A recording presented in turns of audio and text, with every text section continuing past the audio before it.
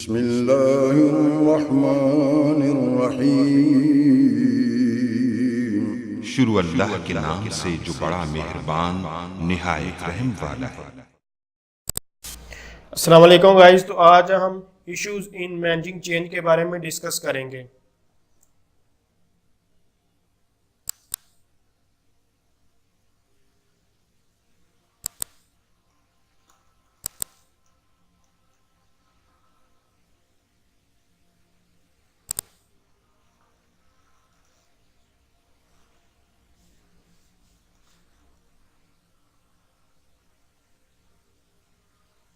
यानी कि किसी भी ऑर्गेनाइजेशन में कोई भी चेंज वगैरह आता है तो वो चेंज मैंने आपको पहले बताया था कि वो कुछ सडनली भी हो सकता है, बहुत तेज़ी से भी वो चेंज हो सकता है, या फिर वो स्टेप बाय स्टेप बहुत स्लोली से आता है और वो गुजर जाता है। लेकिन अगर सडनली आए तो आपके पास बहुत से इशू जो है क्रिएट हो सकते हैं। स्टेप बाय स्टेप भी चेंजिंग है तो फिर भी इशू हो सकते हैं, लेकिन जो इशूज़ हैं वो अब क्या है उनके बारे में डिस्कस करें। यानी किसी भी ऑर्गेनाइजेशन में जो चेंज आता है तो उस पर कौन कौन से इशूज़ आते हैं तो वो देखते हैं। तो हैंडलिंग एम्प्लॉय स्ट्रेस, यानी कि कोई भी एम्प्लॉय है उस पर कौन कौन सा स्ट्रेस आ सकता है। तो वो बेसिकली 3 टाइप्स के जो स्ट्रेस आ सकते हैं।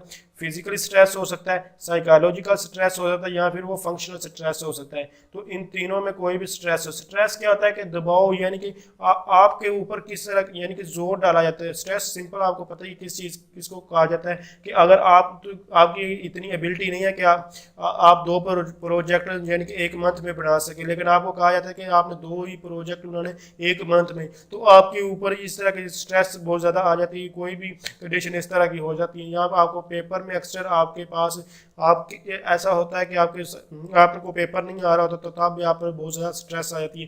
कुछ स्ट्रेस की मुख्तलिफ टाइप्स हैं, आप इसको बेहतर समझ सकते हैं। तो मैंने आपको बताया कि स्ट्रेस की 3 टाइप्स हैं, जैसे फिजिकल स्ट्रेस, साइकोलॉजिकल स्ट्रेस और फंक्शनल स्ट्रेस। तो सबसे पहले देखते हैं फिजिकल स्ट्रेस क्या होती है। फिजिकल स्ट्रेस वो स्ट्रेस होती है कि यानी कि अगर आपके जो बॉडी, आप बीमार हो सकते हैं, आपके जिस्म के साथ कुछ भी हो सकता है। जैसे कि अगर आप पेपर कर रहे हैं तो पेपर में क्या होता है, कुछ लोगों के हाथ सुन्न होना शुरू हो जाते हैं, वो स्ट्रेस की वजह से होता है। या कुछ के होते हैं जो हाथ से उनको पसीना आना शुरू हो जाता है, हाथों से कहीं से जिस्म सारे। तो कुछ के होते हैं कान गर्म होना शुरू हो। तो ये मुख्तलिफ स्ट्रेस के जो है कंडीशन होती हैं। तो ये सारा का सारा जो है फिजिकली हो रहा था। जबकि साइकोलॉजिकल मतलब आपके माइंड को, आपका काम जो दिमाग है वो काम करना छोड़ जाता है, आपका दिमाग तो सर दर्द करने शुरू हो जाते हैं। तो इस तरह की साइकोलॉजिकल जो है टेंशन वगैरह इसमें आ सकती हैं। तो फंक्शनल स्ट्रेस के फंक्शनल स्ट्रेस मतलब कि कुछ लोग होते हैं कि वो कहते हैं कि मैं बेहतर से बेहतर कोई भी जो है काम परफॉर्म करूं। तो कुछ होते हैं चलो हो जाएगा, ठीक है, जब टाइम आया देख लेंगे। तो जब फंक्शनल स्ट्रेस वहाँ आते जो जो चाहते हैं कि हमें बेहतर से हम बेहतर परफॉर्म करें, तो तब जो फंक्शनल स्ट्रेस जो है इसका कंसेप्ट आता है। जैसे कि कुछ बच्चे असाइनमेंट सबमिट करवानी होती है, तो अब क्या होता है कि कुछ बच्चे बहुत टेंशन लेकर उस असाइनमेंट को बनाने की कोशिश करते हैं, और कुछ कहते हैं ठीक है यार कॉपी पेस्ट करके बस सबमिट करवा देंगे। तो इसमें क्या होता है कि जो टेंशन ले रहे होते हैं, अगर वो बहुत बड़ी असाइनमेंट है तो अगर उस पर जो वो कहते हैं बेहतर से बेहतर हमने जो है बनाकर जो सबमिट करवानी, तो वो उस पर जो है फंक्शनल स्ट्रेस आ जाती है। तो कुछ सिम्टम्स भी आप इनको कह सकते हैं, जैसे कि आगे ये हमारे पास जो स्ट्रेस है उसको आपको पर्सनल फैक्टर्स की वजह से भी स्ट्रेस आ सकती है, या फिर आपको जॉब के रिलेटेड कोई फैक्टर्स वगैरह, ये कोई भी स्ट्रेस हो सकती है। आपकी ज़ाती कोई आपको कुछ फैक्टर्स हैं, या फिर आपको जॉब के रिलेटेड है कोई किस्म कोई भी आ सकती है। क्योंकि हम एक ऑर्गेनाइजेशन के मुतालिक ये बात कर रहे हैं, क्योंकि आपको घरेलू भी कुछ मसले हो सकते हैं, और जो आपके कारोबार है उसमें भी कोई ना कोई मसला क्रिएट हो सकता है। तो ये हमारे पास स्ट्रेस के अब सिम्टम्स ऑफ स्ट्रेस वही सिम्टम्स है, फिजिकली हो सकती है, साइकोलॉजिकल हो सकती है, और बिहेवियर हो सकती है। मजीद ये आपके पास फिजिकल जो है वो कौन कौन से वही है जो मैं आपको पहले बता दूँ। आपका जो इंक्रीज आपका जो यानी कि हार्ट यानी कि दिल की धड़कन आपकी तेज़ हो सकती है, आपका सांस तेज़ हो सकता है। ये सारे के वही है प्रॉब्लम जो आपको पहले बता चुका हूँ। उसके बाद साइकोलॉजी में वही है, अभी आप देख सकते हैं ये कौन कौन सी लिखी हुई है, डिससेटिस्फेक्शन वगैरह भी, आपको कुछ भी टेंशन वगैरह आ सकती है। बिहेवियर ये होता है कि ये मैंने अभी आपको बताया, यानी कि बिहेवियर आप उसका जो चलना फिरना यानी कि अमल होता है, यानी कि कोई चीज़ें आप यानी कि जो भी काम करें उनमें आप चेंजिंग लाते हैं। अगर आप ज़्यादा से ज़्यादा स्मोक करना शुरू करें, आप जो है अल्कोहल का यूज़ करना जो है स्टार्ट करें, आप तेज़ से तेज़ जब आप प्रेजेंटेशन वगैरह देते हैं, आपको स्ट्रेस होती है तो आप घबरा रहे हैं तो आप तेज़ से तेज़ बोलते हैं। तो इस तरह की जो है चीज़ें आती हैं, या आपको शाम को नींद नहीं आती, तो ये सारे बिहेवियर में आ सकती हैं। तो ये सारी ये सिम्टम ऑफ स्ट्रेस थी। तो अगर इनको कम कैसे किया जा सकता है वो भी है, लेकिन जो हमारा जो मेन टॉपिक था वो यहाँ तक कवर हो चुका है। लेकिन आप स्ट्रेस को हम जो रिड्यूस कैसे कर सकते हैं, तो इसके लिए कुछ ये पॉइंट्स हैं यहाँ, यानी कि हम जो स्ट्रेस उसको कम कैसे कर सकते हैं। तो ये फर्स्ट पॉइंट में ये है कि अगर आप जो है अपने किसी भी एम्प्लॉय की जब सिलेक्शन करते हैं, तो अपने जो आपका जैसा काम उस हिसाब से हम जो एम्प्लॉय की सिलेक्शन करें। यानी कि आप कहते हैं कि मुझे जो है वेब डिज़ाइनिंग का काम आता है, लेकिन अगर आप आपकी ऑर्गेनाइजेशन जो है वो आपको जो है वो कहती है कि आप ASP.NET का यूज़ करें, या फिर आप कोई जो ऐप जो है वो डेवलप करें, तो यहाँ आपके ऊपर जो है स्ट्रेस आए।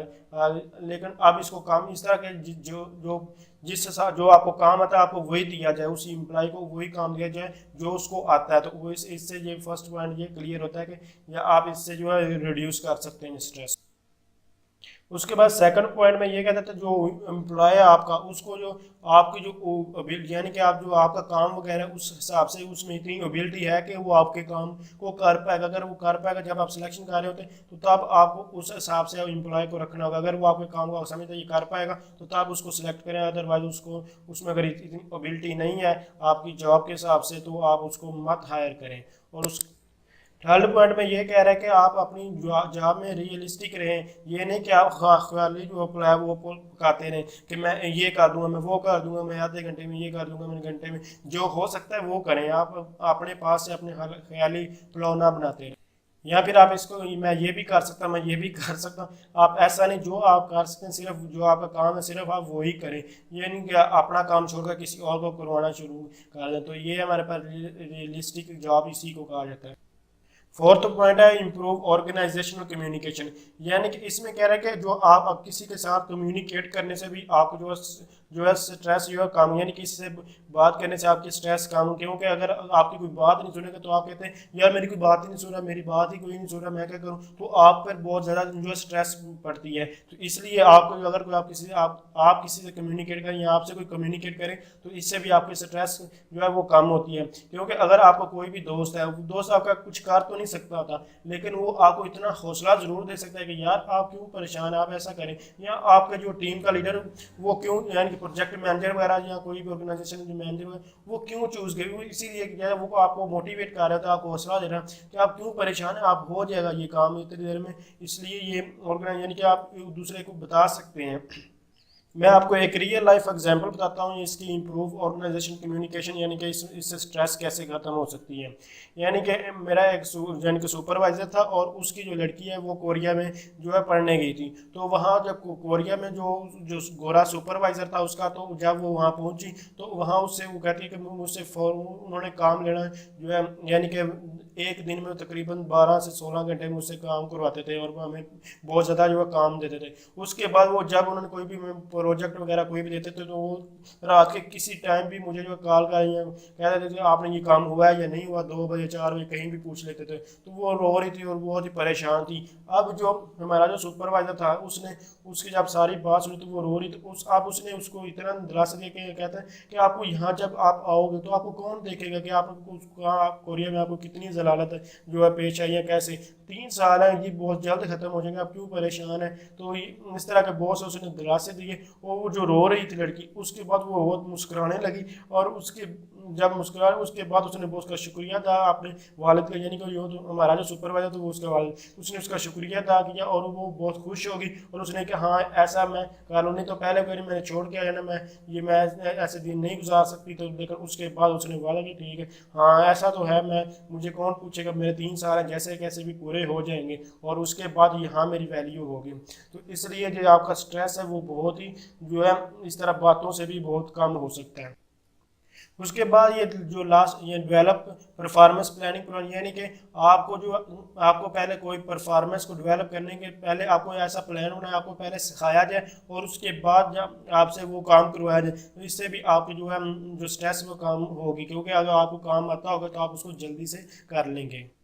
जॉब रीडिज़ाइन, यानी कि आप जॉब में जो चेंज करते रहें, यानी कि इसमें नए से नए जो इनोवेशन ला, यानी कि अगर आपके पास एक ही चीज़ है, बार बार एक ही चीज़ है, तो उससे भी इंसान जो है वो उकता जाता है और परेशान हो जाता है। इसलिए जो है आपको न्यू से न्यू इनोवेशन वगैरह करनी चाहिए। इनोवेशन क्या होती है इसके बारे में पहले देखें, यानी कि आपको मज़ीद बेहतर से बेहतर कोई भी चीज़ है वो करनी चाहिए।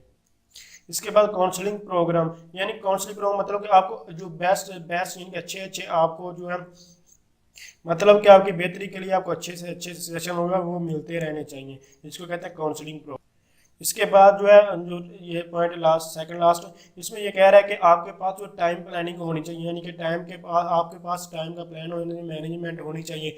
यानी कि अगर आपके जैसे कि आप पेपर दे रहे हैं तो पेपर में आपको 2.5 घंटे दिए जाते हैं, उसमें आपके पास मुख्तलिफ क्वेश्चन होते हैं, तो हर क्वेश्चन को आपको एक हिसाब से जो टाइम वो डिवाइड करके देना चाहिए ताकि आप सारे के सारे क्वेश्चन में अटैम्प्ट कर पाएँ। तो इसलिए कहा जा रहा है कि जो आपका जो टाइम है उसका बहुत ही अहमियत होती है, हर जगह पर होती है। जो भी आप काम कर रहे हैं तो उस जो भी आपको काम दिया जाए या आपने किया वो किसी एक टाइम के तहत या एक टाइम मैनेजमेंट के तहत वो होना चाहिए।